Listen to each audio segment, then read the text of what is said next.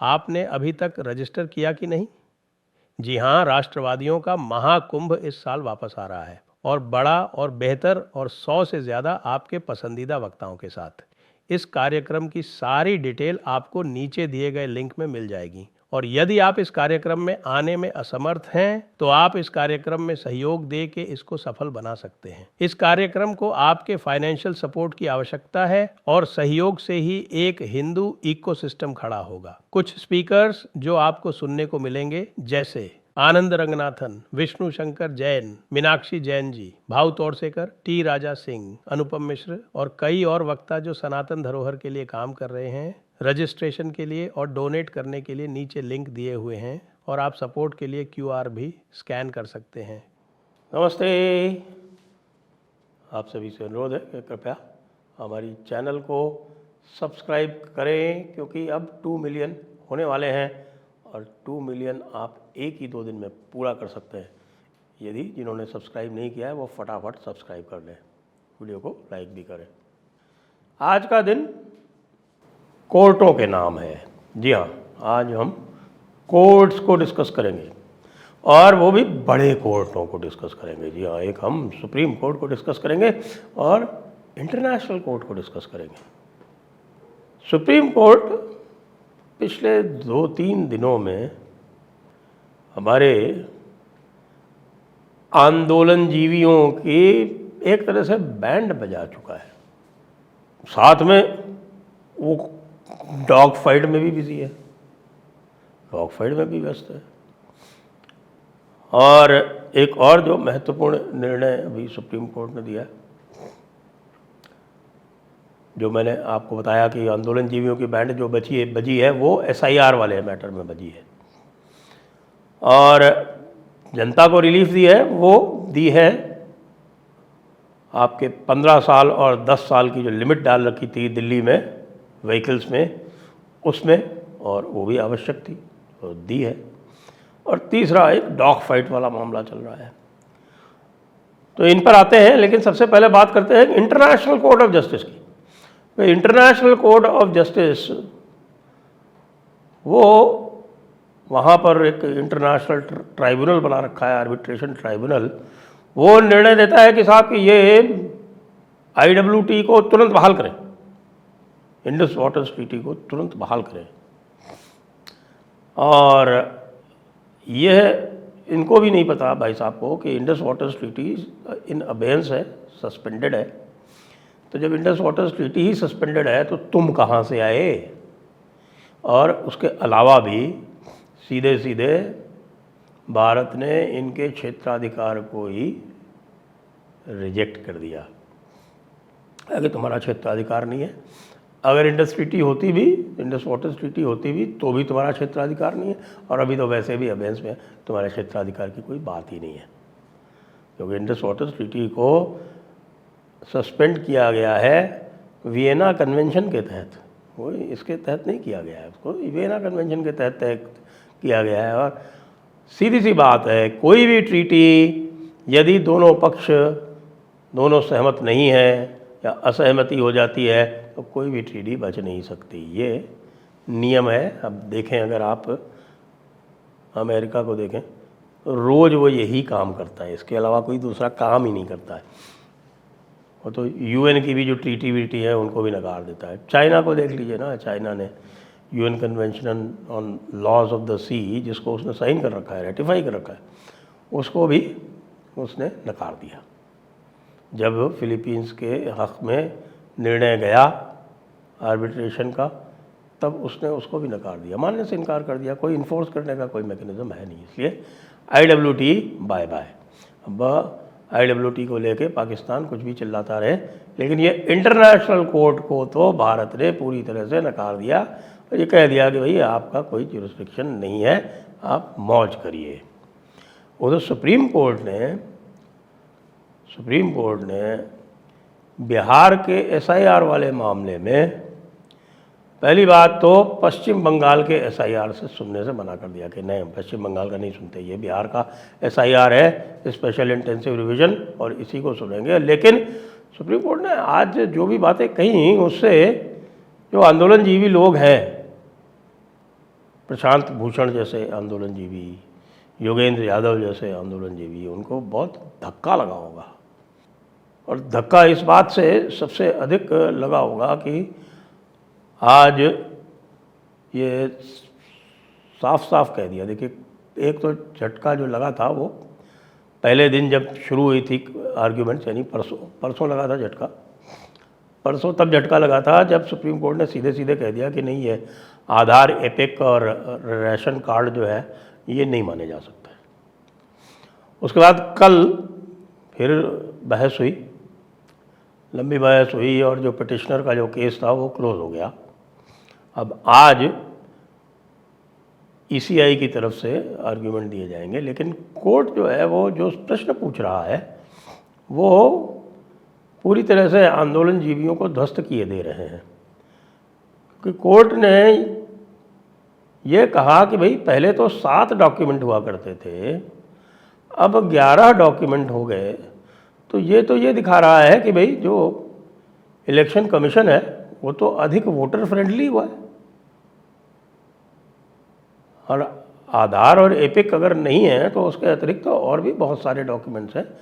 ऐसा तो नहीं है कि उनमें से कोई भी डॉक्यूमेंट नहीं होगा।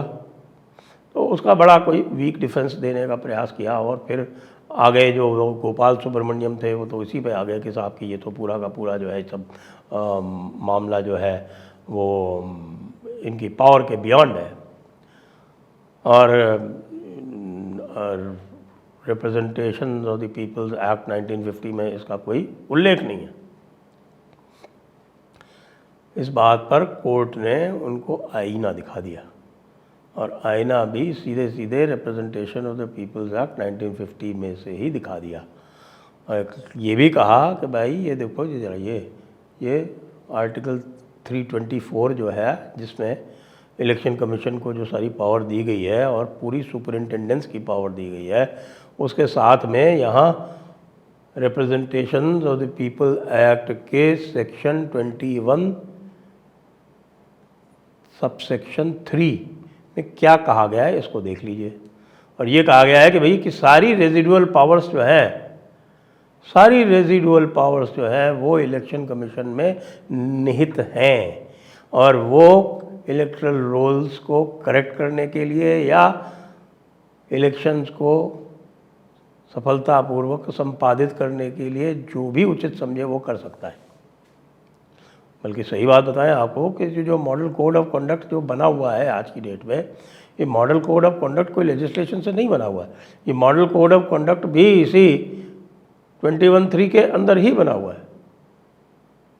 मैंने स्वयं एक बार एक डिप्टी कमिश्नर जो थे इलेक्शन कमीशन के, उनसे पूछा था, जब ऑब्जर्वर्स की मीटिंग हो रही थी, हिमाचल प्रदेश की बात है, ये 2007 के इलेक्शंस की बात है। उस समय मैंने उनसे पूछा था कि बालाकृष्ण, तो मैंने कहा बाला यार ये बात बताओ, वो मेरे बैच के आसपास ही था, 1 साल सीनियर था शायद, 1 या 2 साल। अगर बाला ये बात बताओ कि यार तुम ये जो मॉडल कोड ऑफ कंडक्ट जो लगाते रहते हो, तो ये मॉडल कोड ऑफ कंडक्ट इसको लेजिस्लेशन में क्यों नहीं कन्वर्ट कर देते? नो, लेजिस्लेशन में क्यों कन्वर्ट करें? लेजिस्लेशन में कन्वर्ट करते ही तो जितने इंस्ट्रक्शंस हम देंगे उसमें सारे लोग कोर्ट में चले जाएंगे। ये तो हमारे पास जो रेजिडुअल पावर है उसके अंतर्गत हमने बनाया है। किसी को दिक्कत हो तो सीधे सुप्रीम कोर्ट जाए, क्योंकि वो पावर वहाँ से आती है, ये रेजिडुअल पावर है हमारी। तो ये रेजिडुअल पावर में बना हुआ है, इसको आज सुप्रीम कोर्ट ने रेखांकित किया, रेखांकित करके और उसको उनके मुंह पे फेंका। वो कहा ये बताओ भाई पहले ये क्या है। और जो भी वो बार बार हमारा कॉन्स्टिट्यूशनल राइट है, हमारा कॉन्स्टिट्यूशनल राइट है, तो मजाक में कोर्ट ने ये भी कहा कि भाई उनको कॉन्स्टिट्यूशनल पावर है और आप जो है वो कॉन्स्टिट्यूशनल राइट क्लेम कर रहे हैं, तो फिर तो ये पूरा का पूरा जो ये लिटिगेशन है ये constitutional right versus constitutional power हो गया। अब इसका अर्थ हम और आप निकाल भी सकते हैं। इसका अर्थ मुझे तो यही लगता दिख रहा है कि भाई मामला जो है वो प्रशांत भूषण और योगेंद्र यादव का कुछ कमज़ोर होता दिख रहा है। और जो भी उन्होंने कहा भाई कि ये ईसीआई के तो अभी जवाब आना बाकी है, आ जाएगा, मैं आपको अपडेट करूंगा बाद में। लेकिन बेसिकली बीच बीच में जो ईसीआई की तरफ से इंटरवेंशन हुए वो ये कह रहे कि भाई ये ड्राफ्ट स्टेज है, ये ड्राफ्ट स्टेज है, ड्राफ्ट रूल्स पब्लिश कर दिए गए, वो इसीलिए किए गए कि भाई आपको या वोटर को और आपकी पॉलिटिकल पार्टीज़ को ये सारा का सारा जो ड्राफ्ट रोल है ये पब्लिश्ड है वेबसाइट पे, उसके साथ में ये सबको दिया हुआ है। हाँ, आपके पॉलिटिकल पार्टीज़ को दिया हुआ है, पॉलिटिकल पार्टी के बूथ लेवल एजेंट जो भी है डेजिग्नेटेड, उनको सबको इसकी कॉपी दी हुई है। तो ये काम इनका है, ये काम इनका है कि इसको अपडेट करावें। और चूँकि रोल पब्लिश है, आप उसको सर्च कर सकते हैं, उसको करके पता कर लीजिए कि आपका नाम इसमें है या नहीं है, या नाम है अगर आपका तो कोई गलती है। जैसे वो मिंता देवी को लेके आ गए थे, उसका 1990 की जगह गलती से 1900 लिख गया, तो उसको लेके तमाशा करने लगे। वो मिंता देवी खुद ही आ गई, उसने कहा कि भाई मेरे से गलती हो गई थी, अब हम इसको करेक्ट करवा लेंगे। ड्राफ्ट रोल है ही इसीलिए, आपको टाइम दिया हुआ है यार, सितंबर तक का टाइम है। जैसे कल मैंने बताया भी था, शायद डिस्कशन हुआ था हमारा एक दूसरे डिस्कशन में, कि कह रहे हैं कि साहब कि ये तो फिक्स हो जाएगा। योगेंद्र यादव ने कहा कि ये तो फ्रीज़ हो जाएगा। फ्रीज़ नहीं होता मूर्खाधिराज योगेंद्र यादव, चुनाव लड़ चुके हो तुम, उसके बाद भी तुमको होश नहीं है कि ये फ्रीज़ कभी नहीं होता।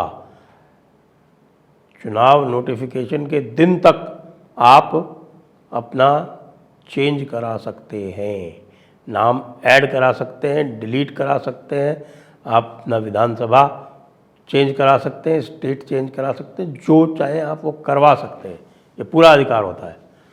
ये एक पूरा का पूरा लगता है कि एक कपिल सिब्बल और अभिषेक मनु सिंघवी, इनका बड़ा धक्का लगने वाला है। वैसे भी कपिल सिब्बल को धक्के पे धक्के लग ही रहे हैं, एक धक्का उनको बहुत बड़ा जो है वो इम्पीचमेंट वाले केस में लग ही चुका है, अभी ताज़ा लग चुका है।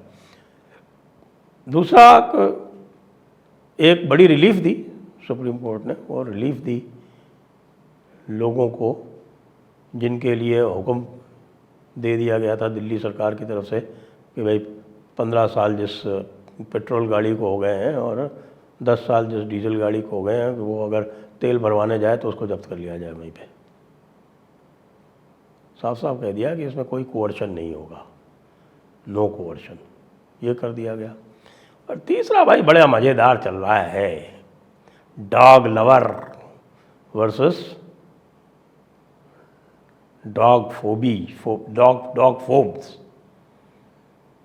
हालांकि जो सुओ मोटो लेके जो निर्णय लिया गया था, कल सुनाया गया था, उसको आज अपलोड कर दिया गया, और उसमें ये भी है कि साहब कोई क्रूएल्टी नहीं होनी चाहिए।